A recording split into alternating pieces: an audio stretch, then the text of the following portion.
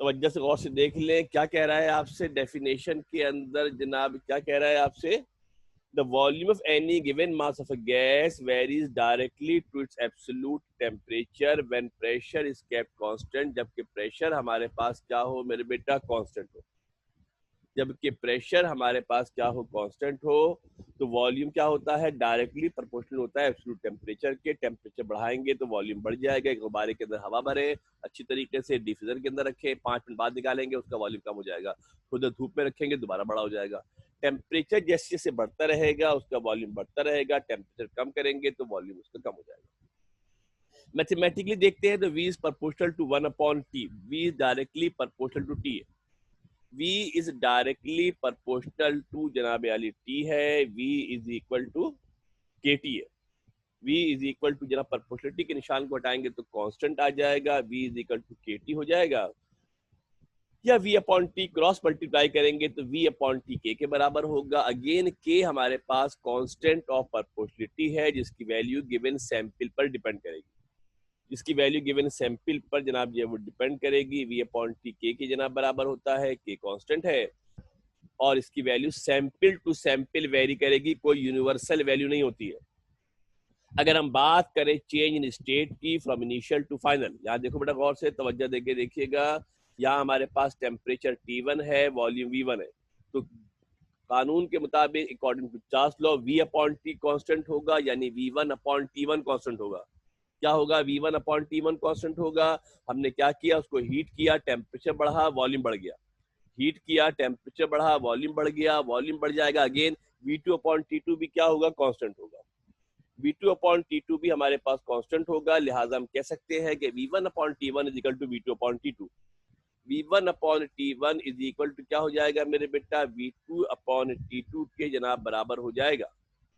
V1 upon T1 किसके बराबर होगा? V2 अपॉन T2 के जनाब बराबर हो जाएगा। एक बात और समझ लेना कि सारा के सारा जो होगा V1 upon T1, V2 upon T2, ये सब के सब किसके बराबर होगा? ये सब के सब कांस्टेंट K के बराबर होगा। जब भी हम V अपॉन T निकालेंगे, V अपॉन T किसके बराबर होगा? कांस्टेंट के बराबर हो जाएगा। V1 upon T1 is equal to V2 upon T2 हमारे पास हो जाएगा। सब पहले पढ़ा हुआ है आपने, तो इसलिए थोड़ा जल्दी जल्दी इसको लेके चलने की कोशिश कर रहे हैं। अब आते हैं इससे ग्राफ के ऊपर। अगर हम इसका मेरे बेटा ग्राफ प्लॉट करें, क्या करें बेटा? इसका हम ग्राफ जनाब इसका अगर प्लॉट किया जाए, यहाँ पर डाल लेते हैं हेडिंग मेरे बेटा कि हम क्या कर रहे हैं। बेसिकली यहाँ पर इसका हम ग्राफ जनाब प्लॉट कर रहे हैं। तो ग्राफ लिखा था, पीछे रह गया तस्वीर में। अगर मेरे बेटा इसका ग्राफ प्लॉट किया जाए, तवज्जो दे के देख ले, ग्राफ प्लॉट करें, किसके दरमियान ग्राफ प्लॉट करें? अगर हम ग्राफ प्लॉट करें between the volume and absolute temperature. यहाँ टेम्परेचर का अगर आप स्केल देखेंगे, एक तो वॉल्यूम है, एक तो हम जो ग्राफ प्लॉट कर रहे हैं, ग्राफ किसके दरमियान है मेरे बेटा? ग्राफ हम प्लॉट कर रहे हैं किसके दरमियान? एक हिस्सा यहाँ तवज्जो से देखना मेरे बेटा, यहाँ पर वॉल्यूम है और यहाँ नीचे हमारे पास मेरे बेटा, शायद मेंशन नहीं है, आप देख लीजिएगा, नीचे हमारे पास टेम्परेचर है। नीचे हमारे पास क्या है चंदा? टेम्परेचर हमारे पास नीचे जनाब मौजूद है। और इस टेम्परेचर की अगर आप वैल्यूज को देखें तो दो तरीके से वैल्यूज आपकी टेम्परेचर की लिखी हुई है। टेम्परेचर की अगर आप गौर से देखोगे मेरे बेटा तो दो तरीकों से मैंने लिखा हुआ है। एक तो ये लिखा हुआ है माइनस तक नजर आ रहा होगा ऐसे, ये जो टेम्परेचर लिखा हुआ है ये टेम्परेचर सेंटीग्रेड में है, नजर आ रहा है बेटा? ये टेम्परेचर आपके पास सेंटीग्रेड में लिखा हुआ है और इसके नीचे जो दूसरा आपको 0 से लिखा हुआ नजर आ रहा है बेटा, ये जो टेम्परेचर आपको लिखा हुआ नजर आ रहा है ये टेम्परेचर हमारा केल्विन स्केल में। दोनों तरीकों से मैंने मेंशन कर दिया आपको कि सेंटीग्रेड में हो या केल्विन में हो, दोनों तरीकों से बयान कर दिया है। जब हम इस ग्राफ को प्लॉट करते हैं तो ग्राफ बनता है स्ट्रेट लाइन। डायरेक्टली प्रोपोर्शनल का ग्राफ हमेशा स्ट्रेट लाइन होता है। डायरेक्टली प्रोपोर्शनल का ग्राफ हमेशा स्ट्रेट लाइन होता है। इनवर्सली प्रोपोर्शनल का ग्राफ हमेशा पैराबोलिक होता है। बस ध्यान में रख लेना, कभी भी कहीं भी किसी भी वक्त दो ही तरह के ग्राफ बनते हैं, either they will be straight line और they will be parabolic curve. अगर हमारे पास डायरेक्टली प्रोपोर्शनल है तो हमेशा हमारे पास क्या होगा मेरे बेटा? स्ट्रेट लाइन हम ग्राफ हमारे पास जनाब जो प्लॉट होगा। जब बेटा हमारे पास स्ट्रेट लाइन का ग्राफ हमारे पास जनाब जो वो प्लॉट होगा। यहाँ से अगर हम देखते हैं मेरे बेटा, जब हम ग्राफ प्लॉट करते हैं तो हम क्या देखते हैं कि जैसे जैसे हमारे पास टेम्परेचर की वैल्यू बढ़ रही है, ग्राफ ऊपर जा रहा है। ग्राफ ऊपर जाने के मतलब है कि वॉल्यूम की वैल्यू बढ़ रही है।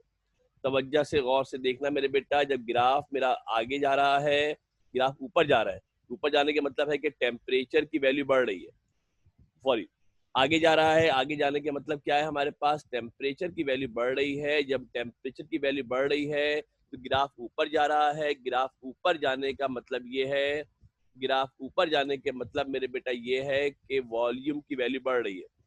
जैसे जैसे टेम्परेचर हमारे पास बढ़ रहा है, जैसे जैसे टेम्परेचर हमारे पास बढ़ रहा है, देख लो बेटा गौर से, मेरा लाइन चेंज कर देते हैं। ये टेम्परेचर बढ़ रहा है, लाइन ऊपर जा रही है, ऊपर जाने के मतलब क्या है कि वॉल्यूम बढ़ रहा है। अब हम क्या करते हैं, तवज्जो देखिए, गौर से ध्यान से देखना, यहां से घपलेबाजी है। अब हम क्या करते हैं मेरे बेटा, इस ग्राफ को बढ़ाते हैं पीछे की जानिब। क्या करते हैं, इस ग्राफ को हम, इस ग्राफ को हम एक्सटेंड करते हैं पीछे की जानिब। हम इस ग्राफ को जनाब एक्सटेंड करते हैं पीछे की जानिब, इस ग्राफ को हम बढ़ाने की कोशिश करते हैं। जब हम ग्राफ को पीछे की जानिब बढ़ाते हैं तो ये वॉल्यूम के, तो ये टेम्परेचर के एक्सेस पर जाकर मिल जाता है। टेम्परेचर के एक्सेस पर जाकर मिल जाता है। कहां पर मिल रहा है, तवज्जो देके गौर से देखना, कहां पर मिल रहा है मेरे बेटा, तवज्जो देके गौर से देखिएगा। ये आपका मिल रहा है किस टेम्परेचर पर, -273.15 डिग्री सेंटीग्रेड पर मिल रहा है। कहाँ मिल रहा है, -273.16 डिग्री सेंटीग्रेड पर हमारे पास जनाब मीट कर रहा है, हमारे पास मिल रहा है। आप जानते हो ग्राफ में ऊपर वैल्यू पॉजिटिव होती है, नीचे वैल्यू नेगेटिव होती है। ऊपर वैल्यू पॉजिटिव होती है, नीचे वैल्यू हमारे पास क्या होती है, नेगेटिव होती है। इस पॉइंट पर जो गैस का मेरे बेटा वॉल्यूम होगा, इस पॉइंट पर हमारे पास जो गैस का वॉल्यूम होगा, वो वॉल्यूम मेरे बेटा जीरो होगा। इस पॉइंट पर जो गैस का वॉल्यूम हमारे पास होगा, वो वॉल्यूम क्या हो जाएगा, हमारे पास जीरो हो जाएगा। यानी -273.16 डिग्री सेंटीग्रेड पर the volume of the gas become zero. Gas का वॉल्यूम क्या हो जाता है, जीरो हो जाता है। वैसे volume is a property that can not be zero. Volume वो प्रॉपर्टी होती है मेरे बेटा जो कभी जीरो नहीं हो सकती। और नीचे अगर जाए फर्दर बेटा इसको लेकर, अगर इस निशान को मेरे बेटा फर्दर नीचे ले जाऊं, तवज्जो देके गौर से देखना, अगर इस निशान को मैं फर्दर नीचे ले जाने की कोशिश करूं, जब इस निशान को मैं नीचे फर्दर ले जाने की कोशिश करूंगा तो मेरे बेटा ये हो जाएगा negative volume. That will shows negative volume. और वॉल्यूम एक ऐसी क्वांटिटी होती है that can not be negative. Volume एक ऐसी क्वांटिटी होती है मेरे बेटा जो नेगेटिव नहीं हो सकती है। Volume is always always positive. इसका मतलब क्या हो गया कि जब वॉल्यूम नेगेटिव नहीं हो सकता, जब वॉल्यूम नेगेटिव नहीं हो सकता, इसका मतलब है कि टेम्परेचर -273.16 से कम नहीं हो सकता। टेम्परेचर -273.16 से कम नहीं हो सकता। इसका मतलब ये है कि the lowest possible temperature, the lowest possible temperature, जो कम से कम पॉसिबल हमारे पास टेम्परेचर होता है, जो लोवेस्ट पॉसिबल टेम्परेचर हमारे पास होता है, वो लोवेस्ट पॉसिबल टेम्परेचर हमारे पास कितना हो सकता है मेरे बेटा, -273.16 डिग्री सेंटीग्रेड हो सकता है। इस टेम्परेचर को कहा जाता है क्या, absolute zero. This temperature is called absolute zero. इस टेम्परेचर को जनाब एब्सोल्यूट जीरो कहा जाता है। This temperature is called absolute zero. इसको एब्सोल्यूट जीरो कहते हैं। एग्जाम के अंदर पूछ लेंगे एब्सोल्यूट जीरो की वैल्यू क्या होती है, इतना आपके डिस्क्रिप्शन में होना चाहिए। फिर सुन लो, the graph between volume and temperature of a is a straight line which shows that volume increases with the increase in temperature. If this line is projected backwards, it meets the temperature axis at -273 degree centigrade, indicating zero volume. क्या show कर रहा है मेरे बेटा, zero volume हमारे पास show कर रहा है। जीरो वॉल्यूम होने के मतलब है कि वॉल्यूम हमारे पास नहीं बचेगा। जीरो वॉल्यूम हमारे पास जनाब ये इंडिकेट कर रहा है। तवज्जो देके गौर से ध्यान से देख लीजिएगा, जीरो हमारे पास मेरे बेटा वॉल्यूम है। If this line is projected further backwards, it shows negative volume. क्या शो करेगा मेरे बेटा, ये ये हमारे पास नेगेटिव वॉल्यूम शो करेगा। Negative volume is a meanless idea which is not possible. नेगेटिव वॉल्यूम हो नहीं सकता। 10 - 273 degree centigrade is the lowest possible temperature that a gas can achieve and is called absolute zero. इसको एब्सोल्यूट जीरो या इसको zero kelvin कहा जाता है। ठीक है जनाब। बेसिकली मैं फिर आपसे कह रहा हूँ अगेन, इतनी सारी तफसील थी, डिस्क्रिप्शन थी, आपको मैंने बता दी है, समझा दी है। ये तमाम बातें एज सच इसमें आपको याद करने की कोई खास जरूरत है नहीं। जो आपको याद होना चाहिए मेरे बेटा, एक तो आपको इसकी डेफिनेशन याद होनी चाहिए। डेफिनेशन इसलिए याद होनी चाहिए कि एमसीक्यूज के अंदर डेफिनेशन दे देंगे, नीचे 4 लॉ के नाम लिख देंगे। डेफिनेशन दे देंगे, 4 लॉ के नाम लिख देंगे और बोलेंगे बताओ ये किस लॉ की डेफिनेशन है, किस लॉ की डेफिनेशन है। या ऊपर लॉ का नाम लिख देंगे, 4 डेफिनेशन आगे पीछे कर देंगे और आपको आइडेंटिफाई करना होगा कौन सी डेफिनेशन है। दूसरा आपको ये याद होना चाहिए कि V/T = K होता है। चौथी बात आपको ये याद होनी चाहिए कि V1/T1 किसके बराबर होता है, V2/T2 के बराबर होता है। नेक्स्ट आपको ये याद होना चाहिए कि एब्सोल्यूट जीरो हमारे पास क्या होता है। नेक्स्ट हमें याद होना चाहिए कि हमारे पास एब्सोल्यूट जीरो क्या होता है, -273 डिग्री सेंटीग्रेड को एब्सोल्यूट जीरो कहा जाता है। ऐसा इसमें से कोई बहुत ज्यादा बातें याद करने की जरूरत जो नहीं है, पहले आप इन चीजों को पढ़ चुके हैं। इसमें कुछ ज्यादा रॉकेट साइंस नहीं है कि आप इसको ज्यादा आगे जाके इसको डिटेल में तफसील में जाके देखें। कुछ सवाल उसके अंदर है तो पूछ लीजिएगा, सवाल अगर नहीं है तो वी विल गो फॉरवर्ड, हम आगे की तरफ कंटिन्यू करते हैं, जल्दी जल्दी आगे बढ़ाएंगे। थोड़ा सा कोर्स को भी स्पीड अप करने की कोशिश करते हैं। जो निस्बतन आसान टॉपिक है, कोशिश करता हूँ उसको जल्दी जल्दी से आगे लेके चल जाए। जो टॉपिक नए होंगे आप लोगों के लिए, जो टर्म नहीं होंगी उन पर टाइम ज़्यादा लगाया जाए, तो पहले पढ़ते रहे, उन्हीं को बार बार रगड़ने की जरूरत नहीं है। फिर भी भाई कोई सवाल हो तो आप बिल्कुल कर सकते हैं, ऐसे कोई परेशानी की बात नहीं है। Now we will go to the general gas equation. अब हम जनाब बात करते हैं जनरल गैस इक्वेशन की, which is our third law. अगर आपको थोड़ा सा केमिस्ट्री में याद हो तो केमिस्ट्री में आपने जनरल गैस इक्वेशन 1 मिनट के अंदर पढ़ लिया था। Boyle's law, Charles law, Avogadro law मिलाया, Boyle's law, Charles law, Avogadro law को मिलाया था तो जनरल गैस इक्वेशन बन गई थी।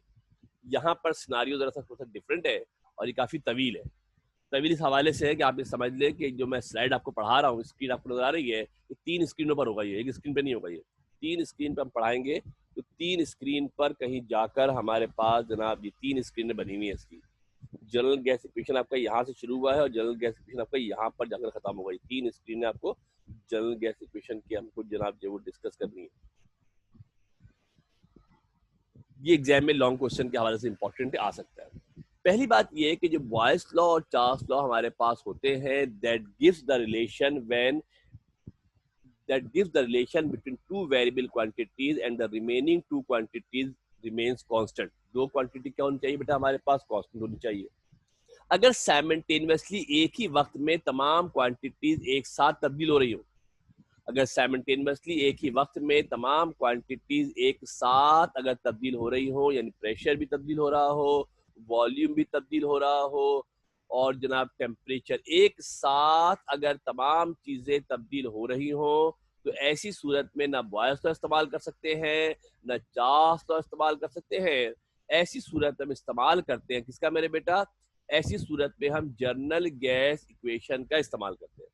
क्या करते हैं बेटा, जनरल गैस इक्वेशन का इस्तेमाल करेंगे when all the physical quantities are changing simultaneously, जब तमाम क्वांटिटी एक साथ तब्दील हो रही है। इंट्रोडक्शन देख लेते हैं। General gas equation gives the relation between volume, temperature and pressure simultaneously. Volume, temperature और प्रेशर को साइमल्टेनियसली जनाब रिलेशन बयान करेगा। डेफिनेशन देख लेते हैं, टाइम जरा शॉर्ट हो रहा है। डेफिनेशन देख लेते हैं जनाब के general gas equation is the combination of Boyle's and Charles law. इसलिए आपको बॉयस लॉ, चार्ल्स लॉ आना चाहिए कि इसकी मदद से with the help of this we can explain the general gas equation. तो general gas equation is a combination of Boyle's and Charles law. Boyle's law और चार्ल्स लॉ का हमारे पास जनाब कॉम्बिनेशन होता है। जरा मैथमेटिकल रिप्रेजेंटेशन देखने की कोशिश कीजिएगा। क्या कहता है बॉयल्स लॉ, हमने पढ़ा भी कि the volume of any given mass of a gas varies inversely to its pressure provided that temperature is kept constant, जबकि टेम्परेचर कांस्टेंट, या V is proportional to 1/P हो जाएगा। V is proportional to 1/P हो जाएगा according to Charles law. अगर हम Charles law की बात करें, पीछे हमने पढ़ा हुआ है, तफसील में नहीं जाएंगे। The volume of any given mass of gas varies directly to its absolute temperature. Absolute मतलब केल्विन स्केल में होगा, when pressure is kept constant. अगर इन दोनों इक्वेशन को कंबाइन कर दिया जाए मेरे बेटा, तो कंबाइन करने पे क्या बनेगा, v is proportional to, directly proportional to t upon p। यहाँ t ऊपर था, p नीचे था, क्या हो गया, v is directly proportional to t upon p। और अगर मेरे बेटा हम p जो यहाँ डिवाइड हो रहा है क्रॉस मल्टीप्लाई करा के दूसरी जानब ले जाए, तो pv is directly proportional to t। pv is directly proportional to t हो जाएगा। प्रोपोर्शनलिटी के निशान को हटाया जाता है तो कांस्टेंट आता है। प्रोपोर्शनलिटी के निशान को रिमूव करेंगे तो we will get a constant. Proportionality के निशान को हटाया जाएगा तो हमारे पास कांस्टेंट आएगा, pv is equal to RMT। यहाँ पर इसका नाम रखा है RM, आपने शायद यूनिवर्सल गैस कांस्टेंट R नाम रखा होगा, यहाँ मैंने इसका नाम अभी RM रखा है। यहाँ पर RM is the proportionality constant, ये कांस्टेंट ऑफ प्रोपोर्शनलिटी है। जब भी प्रोपोर्शनलिटी के निशान को हटाते हैं तो कांस्टेंट आता है, और इसकी वैल्यू मास ऑफ गैस पर डिपेंड करती है। कोई 2 ग्राम लेगा तो कुछ और वैल्यू आएगी, कोई 10 ग्राम लेगा तो वैल्यू कुछ और आएगी, कोई 20 ग्राम लेगा तो वैल्यू कुछ और आएगी। इसी वजह से हमने क्या किया मेरे बेटा, यहाँ पर इसी वजह से हमने क्या किया है कि यहाँ पर R के साथ लफ्ज M का इजाफा कर दिया है। R के साथ हमने क्या किया है, M का इजाफा कर दिया है, pv is equal to RMT। और अगर हम क्या करते हैं मेरे बेटा, क्रॉस मल्टीप्लाई कर ले तो pv upon t is equal to RM के बराबर होगा, pv अपॉन t RM के बराबर होगा। अगर जब कोई चीज कांस्टेंट के बराबर हो तो इनिशियल स्टेट फाइनल स्टेट के बराबर होती है, तो इनिशियल स्टेट फाइनल स्टेट के बराबर होती है, यानी p1 v1 upon t1 is equal to p2 v2 upon t2। p1 v1 upon t1 is equal to p2 v2 upon t2 के बराबर होता है। क्लास किसी भी वक्त हमारे पास एंड जनाब हो जाएगी। फिर जरा ब्रीफ में देख लेते हैं, ये हमारी पहली स्क्रीन है। इतना आप लोगों ने फर्स्ट ईयर के अंदर पढ़ा था, इतना आप लोगों ने फर्स्ट ईयर के अंदर पढ़ा था। अब इसके आगे से जनरल गैस से पीछे शुरू होगी और बहुत सारे इसके अंदर लवाजमात है और बहुत सारी चीजें भी इसके अंदर फर्दर आप देखेंगे। 2 चीजें मिला रहे हैं, किसको मिला रहे हैं बेटा, एक तो हम मिला रहे हैं बॉयस लॉ और चार्ल्स लॉ को हमने कंबाइन किया है। ये हमारे पास बॉयस लॉ है, ये हमारे पास चार्ल्स लॉ है, कंबाइन किया तो जनरल गैस इक्वेशन बन गई हमारे पास है। या pv is equal to RMT हमारे पास हो गया है, या pv अपॉन